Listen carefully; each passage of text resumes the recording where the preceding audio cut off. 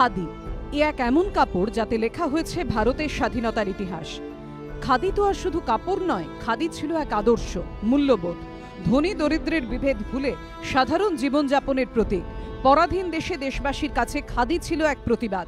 ব্রিটিশদের বুঝিয়ে দেওয়া আমরাও নিজেদের পায়ে দাঁড়াতে পারি, আর্থিকভাবে স্বাধীন হতে পারি।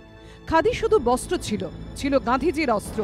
দূরদৃষ্টিতে তিনি দেখেছিলেন এই চরকা, এই খাদি, এই হস্তশিল্প গোটা দেশকে এক সুতোয় বাঁধতে পারে, স্বদেশী আন্দোলনে ঢেউ তুলতে পারে, টলিয়ে দিতে পারে ব্রিটিশদের সিংহাসন।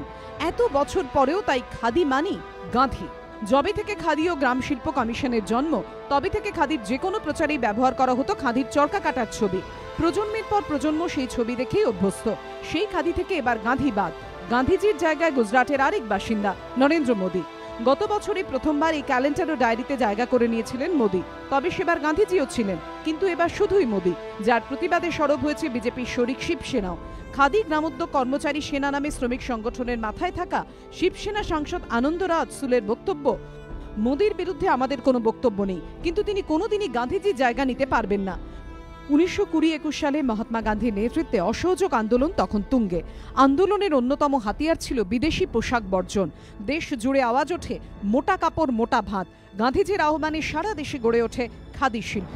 স্বদেশী আন্দোলনের নকশি কাঁথা ছিল খাদি, যার আত্মায় মহাত্মা। সেই মহাত্মার জায়গায় এবার মোদী। खादी का अगर कोई सबसे बड़ा दुश्मन है तो केवीआईसी है। वो वैसे भी बापू की खादी बनाते नहीं, अब तो उन्होंने इकरार कर लिया है कि वो प्राइम मिनिस्टर की खादी बनाते हैं। वो बापू की खादी है नहीं, तो ये ढोंग बंद कर दे। চরকা সিম্বলটি একেবারে গান্ধীজির সঙ্গে ওতপ্রোতভাবে জড়িত। মহাত্মা গান্ধী বা নেতাজি সুভাষচন্দ্র বসুর মতো